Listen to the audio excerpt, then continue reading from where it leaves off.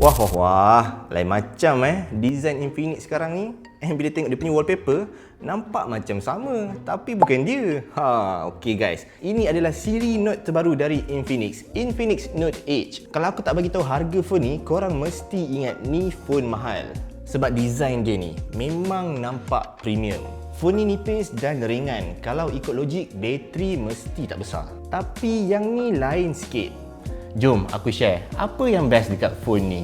Okay, first kita tengok screen dia. Curve AMOLED, 120Hz refresh rate. Scrolling smooth, tengok video pun sedap. Yang ni jenis phone bila orang nampak atas meja, dia nampak mahal.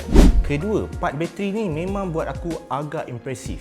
Badan nipis tapi dia pakai bateri 6500 mAh. Untuk daily use memang boleh tahan, tak rasa macam kena jaga bateri sepanjang hari. And yes, ada fast charging juga, 45W. Ketiga, kita tengok pada performance phone ni. Phone ni guna MediaTek Dimensity 7100 5G. Dan ni sebenarnya phone pertama di dunia yang guna chipset ni. Chipset ni fokus pada performance yang stabil dan penjimatan bateri.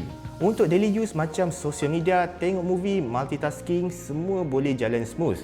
Tak ada lag yang annoying. And then kalau korang perasan dekat belakang ni, dia ada lampu helio.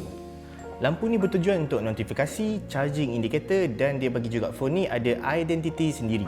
Satu lagi benda yang aku suka dekat phone ni, dia ada dual stereo speaker hasil tuning JBL. Sound dia memang best, lebih kuat dan jelas. Untuk tengok video, dengar podcast atau guna speakerphone memang rasa beza berbanding phone bajet biasa.